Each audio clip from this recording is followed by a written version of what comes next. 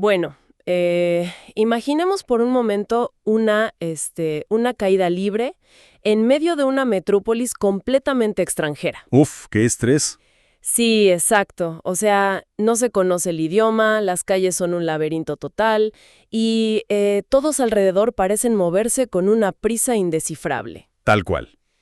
Pues así, exactamente así, se siente abrir la consola de Amazon Web Services por primera vez. Totalmente de acuerdo, es una pesadilla al principio. Es que hay, digamos, más de 200 servicios disponibles y la verdad da la impresión de que hace falta tener un doctorado en ingeniería de software para entender siquiera la primera pantalla. Sí, la primera impresión es abrumadora. Pero bueno, el objetivo de nuestra inmersión de hoy es justamente disipar ese pánico. Vamos a decodificar la guía oficial de estudio del examen AWS Certified Cloud Practitioner, específicamente la versión CLF02. Que es la más reciente, claro. Ajá. Nuestra misión es extraer una estrategia súper clara. O sea, cómo prepararse, qué temas tienen mayor peso y, lo más importante, cómo navegar por todos estos conceptos técnicos claves sin perderse en el intento. Yo estoy lista. Pues, para establecer un poco el terreno de juego, yo creo que la guía oficial es bastante tajante sobre a quién va dirigida esta evaluación, ¿no? A ver, cuéntanos. El examen está diseñado para evaluar un conocimiento general de la nube en candidatos que tienen hasta 6 meses de exposición a AWS. O sea, muy principiantes. Exacto, es la puerta de entrada. Y, ojo aquí, no importa si el trasfondo de la persona es técnico, si viene de ventas, del área legal, o incluso si es gerencial. ¡Guau! O sea, de verdad es para cualquiera que toque el tema en la oficina. Sí, y aquí hay un dato que, en mi opinión, cambia por completo toda la perspectiva de estudio. Tareas como la codificación o el diseño de arquitecturas complejas. Ajá. O incluso la solución de problemas técnicos operativos. Eso que llamamos el famoso troubleshooting. Sí, el terror de muchos. Pues todo eso está explícitamente fuera del alcance de este examen. Uf, la verdad es que es un alivio inmenso. O sea, saber que a nadie le van a pedir que escriba un bloque de código en Python en medio del examen o que arregle un servidor que se cayó a las 3 de la mañana. Nada de eso. Cero. Se trata más bien de tener una, digamos, fluidez funcional, ¿no? Exactamente. Es conocer el idioma. Pero, antes de diseccionar los servicios de la nube como tal, hay que entender bien el campo de batalla. Me refiero a cómo está estructurado el examen en sí. Las reglas del juego, claro. Porque conocer estas reglas dicta totalmente la forma en que se deben invertir las horas de estudio. No tiene sentido estudiar a ciegas. Totalmente. Pues mira, según los datos oficiales de AWS, la prueba consta de 65 preguntas en total. 65, ¿ok? Sin embargo, hay un detalle psicológico bien importante aquí. Solo 50 de esas preguntas afectan realmente la calificación final. Espera. ¿Me estás diciendo que 15 preguntas no valen nada? Tal cual. Las 15 restantes son preguntas sin puntaje que Amazon inserta, básicamente para evaluar futuras pruebas y recopilar datos estadísticos. Son como conejillos de indias. Wow. Pero el problema, me imagino, es que no hay una alerta luminosa gigante que te indique cuáles son esas 15 preguntas de prueba, ¿verdad? No, para nada. Están mezcladas con las demás. Claro, o sea, esto significa que si de repente alguien está haciendo el examen y aparece una pregunta con un nivel de dificultad, no sé, absurdo, que parece escrita en arameo antiguo. ¿Sí? ¿Que no entiendes ni una palabra? Exacto, pues la táctica ahí tiene que ser no entrar en pánico. Es vital mantener la calma. Podría ser perfectamente una de esas preguntas sin puntaje, así que solo hay que respirar y seguir adelante. Y seguir adelante respondiendo a algo siempre. Eso es súper importante. Ajá, a ver, explícanos esa parte. Pues el sistema de puntuación del examen va de 100 a 1000 puntos. Ok, 100 a 1000. Y necesitas 700 como mínimo para aprobar. Pero lo realmente vital, que quienes nos escuchan deben saber, es que no hay ninguna penalización por adivinar. Cero penalización. Cero. Una respuesta que dejas en blanco vale exactamente lo mismo que una respuesta incorrecta. 0 puntos en ambos casos. Exacto. Así que dejar una pregunta en blanco es un pecado capital en este examen. Claro, eso tiene todo el sentido del mundo. Y fíjate que la guía también menciona el formato de las preguntas. Habla de opción múltiple y respuesta múltiple. Sí, las famosas multiple choice. Pero también advierte sobre la existencia de algo que llaman distractores verosímiles. Uf, los distractores son un tema. Básicamente son opciones trampa.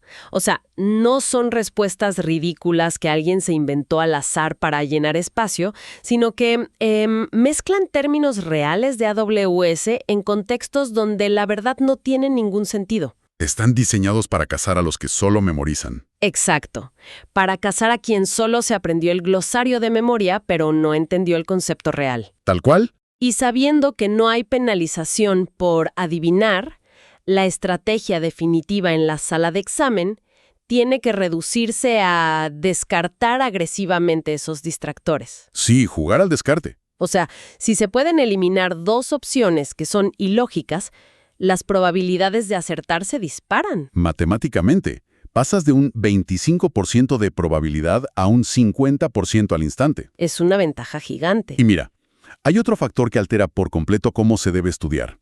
Y es que este examen utiliza un modelo de puntuación compensatorio. A ver, ¿cómo es eso de compensatorio? Significa que no es necesario aprobar cada sección individual de manera independiente. Ah, ok. Digamos que tienes un desempeño fenomenal, casi perfecto, en una categoría. Bueno, eso puede salvar un desempeño deficiente en otra sección más difícil, siempre y cuando el promedio general alcance esos 700 puntos. O sea, no se busca la perfección absoluta en cada subtema. Para nada. Se busca construir una red de conocimientos lo suficientemente amplia y sólida. Bueno, la verdad, eso aligera mucho la presión, pero a la vez obliga a ser súper estratégico con el tiempo de preparación. Si no puedes pasar un mes en un solo tema. Tal cual. Y saber esto nos lleva directamente a la distribución del contenido. La guía divide el examen en 4 grandes dominios con pesos muy específicos. Y yo diría que hay que tratarlos como si fueran el presupuesto de una campaña electoral. Me gusta esa analogía. Hay que saber dónde invertir. Exacto. Empecemos por el dominio que a menudo se suele pasar por alto por las prisas de llegar a la tecnología pura y dura. El dominio 1, supongo. Ese mero. El dominio 1, llamado conceptos de la nube, que representa el 24% del examen. Es casi un cuarto de la calificación. Es altísimo. Sí, pero a ver, ¿de qué estamos hablando cuando la guía exige entender, entre comillas, un concepto de la nube? Pues aquí no hablamos de cables ni de servidores. Hablamos de los motivos financieros y operativos por los que una empresa decide, digamos, abandonar sus propios centros de datos de toda la vida. El porqué del asunto. Exacto. La guía hace muchísimo hincapié en la transición de un modelo de gastos de capital, lo que se conoce como CAPEX, ¿CAPEX? a un modelo de gastos operativos, o sea, OPEX. ¿Y cómo le explicarías eso a alguien que no viene de finanzas? Es fácil. Es pasar de comprar servidores carísimos que se quedan ahí depreciándose en un sótano y acumulando polvo, a simplemente alquilar capacidad de cómputo por segundo, solo cuando la necesitas. Claro, pagas por lo que consumas, como la luz o el agua. Exactamente. Y en este dominio también exigen distinguir conceptos técnicos muy conceptuales como alta disponibilidad, tolerancia a fallos y agilidad. Y ahí, justo ahí, es donde muchísima gente tropieza. Porque confunden términos que, la verdad, suenan súper parecidos, como escalabilidad y elasticidad.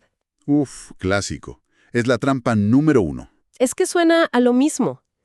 Pero si lo simplificamos, yo diría que la escalabilidad es como agregarle un carril extra a una autopista porque hay más tráfico durante la hora pico, ¿no? Buen ejemplo, sí.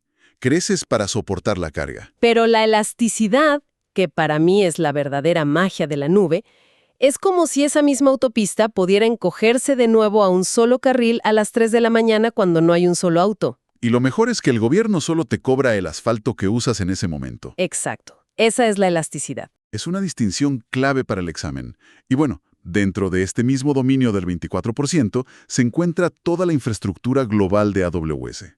Los fierros, como dicen. Sí, la presencia física.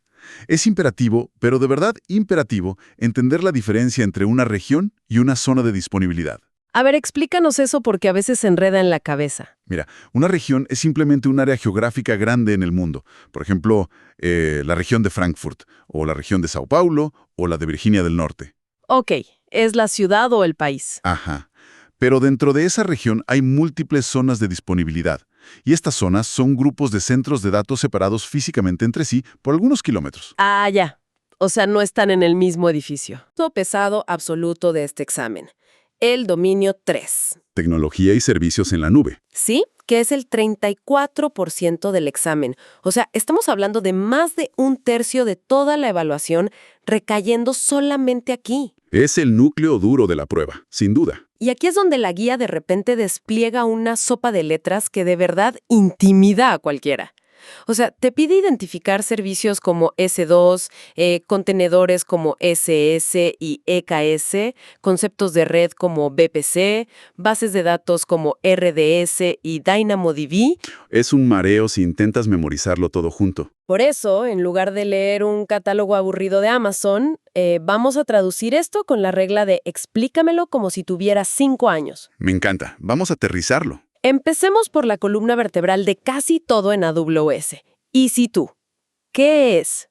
S2, que significa Elastic Compute Cloud, es simplemente una computadora virtual. No hay que darle más vueltas. Una computadora virtual. ¿Sí?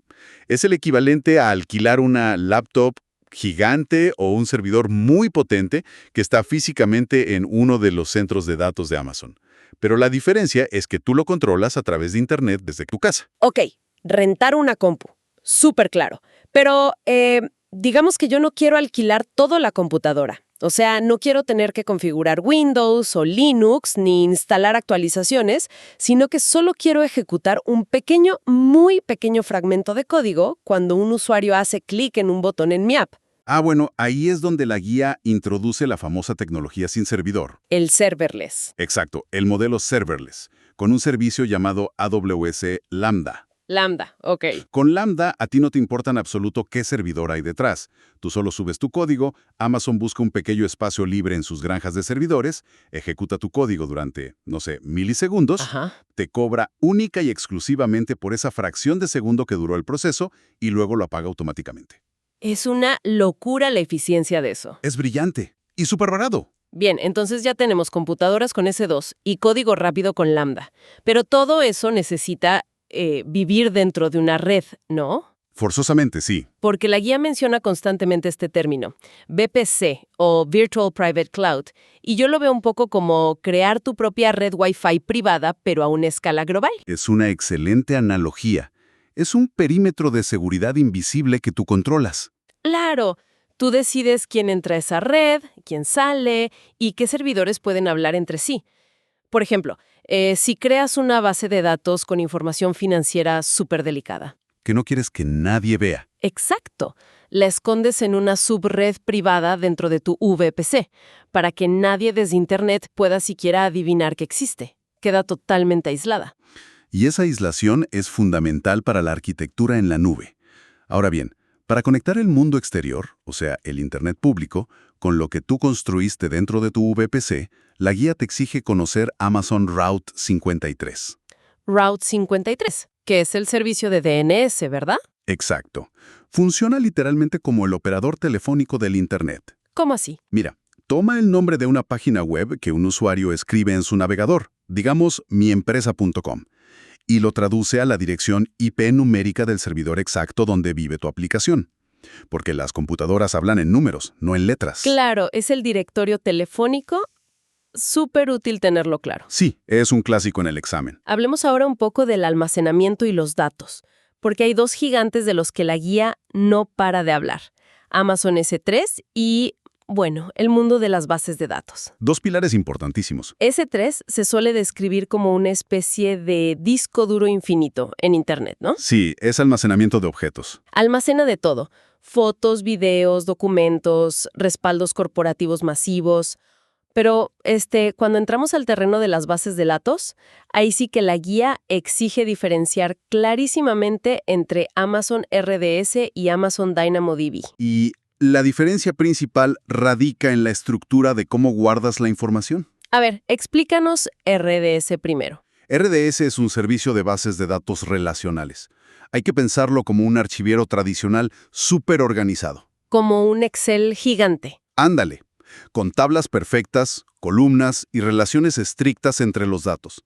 Es ideal para un sistema contable complejo o un software de recursos humanos. Ok, y DynamoDB. DynamoDB, por otro lado, es una base de datos no SQL, o sea, no relacional. ¿Y eso para qué sirve? Es inmensamente rápida y súper flexible. Está diseñada específicamente para manejar picos masivos de tráfico. Ah, claro. Piensa en el carrito de compras de una tienda en línea gigante durante el Black Friday.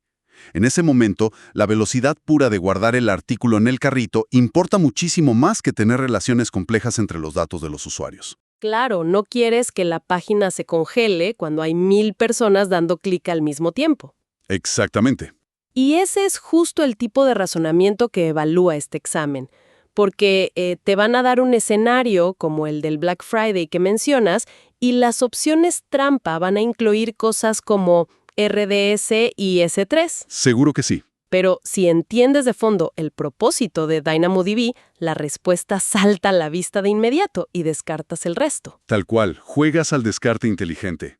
Ahora, fíjate que hay un hilo conductor aquí que puede ser muy peligroso, porque si tomas todo este poder gigante, digamos, armas un almacén S3 lleno de datos de clientes, tarjetas de crédito, Uy, cuidado ahí. y por error humano o por negligencia vas y lo configuras para que sea público en Internet, pues tenemos una catástrofe monumental. Un desastre de relaciones públicas. Al dominio 2 de la guía, seguridad y cumplimiento, que pesa un enorme 30% del examen, casi un tercio. Y la guía insiste, pero implacablemente, en un concepto llamado el modelo de responsabilidad compartida. Es el núcleo de este dominio. ¿Y por qué son tan insistentes con eso? Pues la razón de fondo es la protección de la marca Amazon. Piénsalo así, si una corporación enorme deja expuestos los números de tarjeta de crédito de sus usuarios, ¿Por un error tonto? los titulares de prensa al día siguiente no van a decir, la empresa X cometió un error de configuración en un panel. No, los titulares van a gritar, datos robados masivamente de los servidores de AWS. Claro, la culpa mediática siempre se la lleva al gigante tecnológico. Exacto. Entonces, AWS necesita establecer una frontera legal y técnica muy clara. Necesitan poder demostrar ante el mundo que ellos entregaron la caja fuerte completamente intacta, pero fue el cliente, el usuario, quien le dejó la puerta abierta al ladrón. Es lógico. Y para mí, la analogía perfecta para entender este modelo de responsabilidad compartida es pensar en alquilar un departamento. A ver, desarrollemos esa idea. AWS es el dueño del edificio, ¿no? Ellos se encargan de la seguridad, digamos, de la nube. La seguridad de la nube, correcto. Ellos garantizan que el concreto sea fuerte, que los ascensores no se caigan, ponen cámaras en el perímetro del edificio y tienen guardias armados en el lobby. Claro. Esas son las regiones físicas que mencionábamos antes, la infraestructura global, las instalaciones secretas, el hardware básico de las computadoras. Pero la seguridad en la nube, es decir, de las puertas para adentro, eso ya es responsabilidad absoluta del inquilino. Exacto. Si tú dejas la puerta de tu departamento abierta, de par en par, o peor, le das copias de tus llaves a desconocidos en la calle y te roban la televisión, a ver, el dueño del edificio no tiene la culpa. Nadie demandaría al dueño del edificio por eso. Claro. Y en el entorno de AWS, esas llaves mal gestionadas son básicamente las políticas de acceso, los firewalls virtuales que dejaste mal configurados o la falta de cifrado en los datos de tus clientes. Y algo súper importante para el examen es que esa línea divisoria entre el dueño del edificio y el inquilino no es estática, se mueve. ¿Cómo que se mueve? Depende totalmente del servicio que estés usando. Si alquilas una instancia S2 básica, la computadora virtual de la que hablamos, estás alquilando un departamento completamente vacío. O sea, tú tienes que aplicar los parches de seguridad del sistema operativo, configurar el antivirus, cerrar los puertos de red. Te toca hacer el trabajo pesado. Entiendo. ¿Y si uso el servicio serverless que dijimos antes? Si usas Lambda, la línea se mueve a tu favor. Es como si en lugar de un departamento vacío, alquilaras una habitación de hotel de lujo. Ah, me gusta eso. Sí, porque el servicio de limpieza, los parches del sistema operativo y todo el mantenimiento de la red ya están cubiertos por AWS. El inquilino ahí solo se preocupa por su equipaje. Que en este contexto técnico, el equipaje vendría siendo tu propio código, ¿no? Exactamente. El nivel de abstracción del servicio define qué tanta responsabilidad operativa te toca a ti. Súper claro. Ahora, para gestionar esas famosas llaves del departamento, la guía exige dominar un servicio llamado AWS IAM. ¿Qué es el Servicio de Gestión de Acceso e Identidades? IAM es de lo más preguntado, sin duda. Y el concepto central aquí, que todos deben tatuarse en la mente, es el principio de mínimo privilegio. Básico. Significa otorgarle a un usuario, o incluso a un programa de software, los permisos mínimos indispensables para hacer su trabajo. Y absolutamente nada más. Ni un permiso extra. Exacto. O sea, si un contratista externo solo necesita entrar a leer unos archivos en una carpeta específica, por el amor de Dios, no le das acceso de administrador global a toda la cuenta de la empresa. Sería un suicidio corporativo. Y hablando de administradores, la guía y la documentación oficial tienen una advertencia gigante en rojo brillante. Y es sobre cómo proteger la cuenta de usuario raíz. El root user.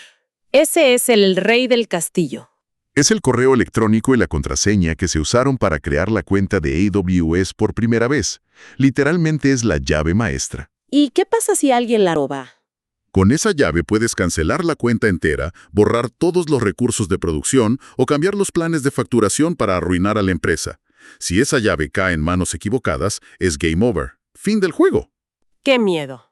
Por eso el examen evalúa muchísimo el conocimiento sobre métodos de protección, como la autenticación multifactor. El famoso MFA. Exacto, el MFA, donde necesitas ingresar un código temporal que llega a tu teléfono, además de la contraseña normal.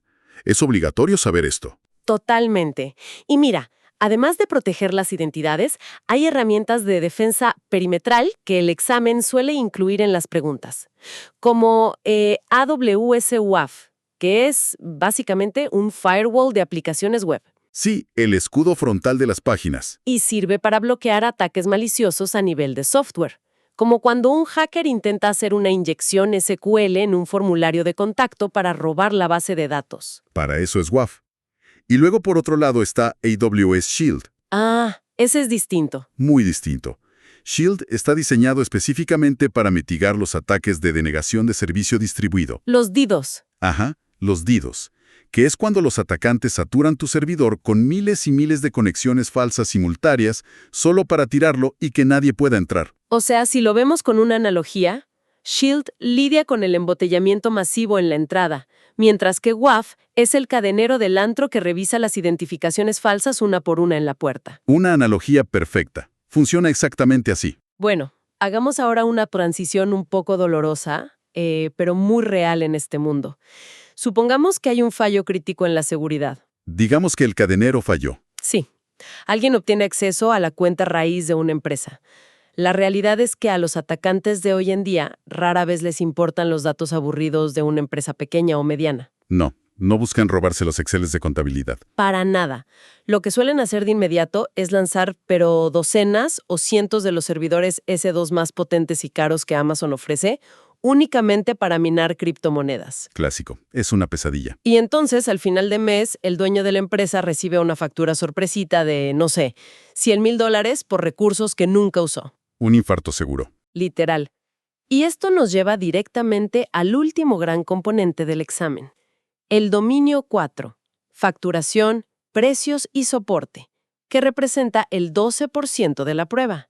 Es un 12% que, te digo, no se debe subestimar para nada. Muchos lo dejan para el final. Y es un error. Porque, recordando el modelo compensatorio del que hablamos al principio, responder correctamente a preguntas sencillas sobre cómo funciona la facturación puede equilibrar todos esos errores que cometiste en la complejidad técnica profunda del dominio 3. Te salva la vida en el puntaje. Totalmente. Y un concepto principal que la guía evalúa aquí sin falta son las opciones de compra para los servidores S2. Porque, cómo los compras, tiene un impacto masivo en la factura mensual de la empresa. Sí, y para visualizar estas opciones de compra sin caer en, digamos, unas tablas de precios aburridísimas, yo propongo que lo pensemos como si estuviéramos comprando boletos de avión. A ver, explícame eso de los boletos. Mira. La opción más común y la que viene por defecto son las instancias bajo demanda. On demand. Ajá. Esto es como llegar al aeropuerto hoy mismo con las maletas hechas, acercarse al mostrador de la aerolínea y pedir un boleto para el próximo vuelo que salga en 1 hora. Te va a costar una fortuna. Exacto. Es la tarifa más alta posible que vas a pagar, pero a cambio te otorga una flexibilidad total. Vuelas cuando tú quieres y si te arrepientes, lo cancelas cuando quieres. Es ideal para aplicaciones completamente nuevas, donde pues la verdad no tienes la menor idea de cuánto tráfico web vas a recibir. Pero claro, una vez que ese tráfico de tu app se vuelve predecible, mantener ese modelo bajo demanda es literalmente tirar el dinero a la basura. Sí, es un desperdicio financiero. Ahí es donde entran las instancias reservadas, o los famosos savings plans. ¿Y eso cómo encaja en los aviones? Es el equivalente a comprar ese mismito boleto de avión pero con 6 meses o 1 año de anticipación. Hay un compromiso formal de tiempo con AWS. Te casas con ellos por un rato. Exacto. Dices, voy a usar este servidor por 1 o 3 años. Y a cambio de esa promesa, ellos te otorgan un descuento drástico. Hablamos de que puede superar el 70% del costo original. Es muchísima plata ahorrada. Muchísima. Pero luego, ojo aquí, están las famosas instancias de spot. Y aquí es donde quiero pisar el freno un segundo y cuestionar un poco la lógica. Adelante. Siguiendo con la analogía con las instancias de spot, es como si aceptaras viajar en una lista de espera. Sí, un standby. Es ridículamente barato, ¿no? Te pueden dar tal vez un 90% de descuento sobre el precio original. Es el precio más bajo posible en todo AWS. Pero el truco, el gran pero, es que AWS se reserva el derecho absoluto de sacarte del vuelo, de apagar tu servidor por completo, con apenas 2 minutos de aviso previo. ¿2 minutos? ¿Ni más ni menos? Solo porque alguien más necesita esa capacidad en el centro de datos y está dispuesto a pagar la tarifa completa bajo demanda. A ver, un segundo. ¿Me estás diciendo que Amazon puede simplemente desconectar mi servidor en 2 minutos y yo no puedo hacer nada? Así es. Pero, ¿qué empresa en su sano juicio utilizaría eso para operar un negocio real? Suena a una receta total para el desastre. Se te apaga la página. Bueno, es que parece una locura a primera vista. Tienes razón, pero tiene absolutamente todo el sentido del mundo si lo aplicas en arquitecturas que son tolerantes a fallos. A ver, dame un ejemplo de eso. Imagina un estudio de animación gigante que está renderizando una película en 3D. O, no sé, una empresa farmacéutica procesando terabytes de datos de secuencias genéticas. Ok, tareas muy pesadas. Son procesos por lotes, tienen miles de tareas independientes formadas en una fila virtual. Si Amazon les apaga de repente uno de los 100 servidores de Spot que está calculando un solo fotograma de la película, Ajá. el sistema maestro simplemente lo detecta, devuelve esa tarea incompleta a la fila y otro servidor la retoma 10 minutos más tarde. Ah, ya. O sea, el sistema global no se cae. La película no se borra. Exacto, solo se pausa una fracción diminuta del trabajo total. Y a cambio de esa pequeñísima interrupción técnica que nadie nota, el ahorro financiero que logran a final de mes es gigantesco. ¡Wow! Visto así, claro, es una optimización brillante. Todo se trata de encajar el modelo de precios con el caso de uso adecuado. Y te aseguro que ese es exactamente el tipo de emparejamiento que te va a evaluar el examen. Definitivamente. Y bueno, más allá de cómo se compra esta capacidad, la guía de AWS también exige saber cómo controlar lo que se gasta, porque es muy fácil perder el control. Uy, sí, demasiado fácil. Y la guía enumera 3 herramientas administrativas que, siendo honestos, suenan casi idénticas entre sí. Sí, los nombres no ayudan mucho. Pero la clave es que operan en dimensiones temporales completamente distintas. Hablo de la calculadora de precios de AWS, AWS Budgets y AWS Cost Explorer. Separarlas por el tiempo es el mejor truco mnemotécnico que existe para el examen. A ver, explícalo, así. Mira, la calculadora de precios pertenece al futuro. Ok, ¿futuro? Se usa antes de desplegar un solo recurso real en la nube. Te permite estimar como si estuvieras viendo una bola de cristal cuánto te costaría una arquitectura teórica al final del mes. O sea, haces tu presupuesto antes de gastar un peso. Exacto. Luego pasamos a la dimensión del presente. Ahí entra AWS Budgets. ¿Qué es para los presupuestos? Ajá. Esto te permite establecer alarmas reales.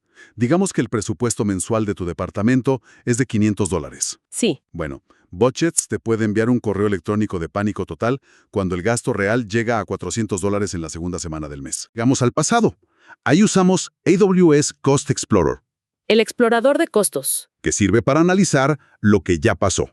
Genera gráficos súper detallados para auditar por qué diablos la factura del mes anterior te llegó tan alta. Ya entiendo. O sea, te permite filtrar los costos usando etiquetas. Por ejemplo, podrías aislar exactamente cuánto gastó el departamento de marketing en servidores frente a lo que gastó el departamento de desarrollo. Tal cual. Futuro, presente y pasado de las finanzas en la nube. Es así de simple. Súper claro. Y ya anda con AWS Organizations, porque también lo mencionan mucho en el dominio de facturación. Así. Organizaciones es otra herramienta clave. Básicamente permite agrupar múltiples cuentas independientes de AWS, digamos la cuenta de ventas, la cuenta de recursos humanos, todas de una misma empresa, bajo una sola factura maestra. Consolidar el gasto. Exacto. Y eso ayuda muchísimo a la empresa a alcanzar los descuentos por volumen, mucho más rápido que si cada quien pagara por su lado. Claro, tiene toda la lógica comercial. Bueno, si alejamos un poco la cámara en este punto y vemos el panorama completo, creo que hemos logrado decodificar bastante bien esta metrópolis. Yo creo que sí. La ruta está trazada. Las tácticas para enfrentar esta certificación creo que están súper claras. Primero, por favor, no dejen ninguna pregunta en blanco, sabiendo que los distractores están diseñados para confundir a los que solo memorizan sin entender. Descarten las opciones ilógicas. Regla de oro. Nunca dejar una en blanco. Segundo, concentrar la mayor parte de la energía de estudio en el modelo de responsabilidad compartida. Ya saben, el departamento y sus cerraduras. Y en el vasto menú de servicios de tecnología, que son las computadoras, las redes y las bases de datos. Ahí está la carnita del examen. Y tercero, aprovechar los puntos más lógicos del dominio de facturación, simplemente recordando nuestras analogías de los boletos de avión para los servidores y la línea temporal del futuro, presente y pasado para las herramientas de costos. Totalmente. Con esa estrategia táctica tan bien definida, la verdad se mitiga muchísimo el impacto de cualquier pregunta experimental sin puntaje que Amazon intente colar por ahí en la prueba. Sí, ya no te asustan tanto. Exacto. Sabiendo aprovechar el modelo compensatorio del que hablamos, este es un examen completamente manejable para cualquiera. Sin duda. Sin embargo, al desglosar todo este temario hoy contigo, a mí me surge una reflexión casi filosófica, te diría, sobre el valor real de esta certificación en el mundo laboral. A ver, cuéntame, porque eso está interesante. Pues mira, la guía es, como decíamos al principio, muy explícita en que está totalmente prohibido evaluar la capacidad de programar o de implementar infraestructuras complejas con las manos en el teclado. O solucionar una caída real del sistema operativo, sí. Ajá. Todo en este examen, absolutamente todo, se mantiene en una capa meramente conceptual. Es pura teoría. O sea, digamos que sabes pedir la comida leyendo el menú a la perfección, pero en realidad no te han dejado entrar a la cocina ni una sola vez. No tocas ni una línea de código real en toda la evaluación. Es una buena forma de verlo. Lo que a mí me deja una pregunta abierta para cualquiera de los que nos escuchen y estén considerando invertir su tiempo, y sobre todo su dinero, en pagar este examen. ¿Cuál sería la pregunta? Dado que esta prueba realmente no evalúa ninguna habilidad técnica ejecutable, ¿cuánto valor demuestra realmente esta certificación en el mercado laboral frente a ser simplemente, no sé, un diploma de vocabulario corporativo? Uf, fuerte. Es que hay que pensarlo.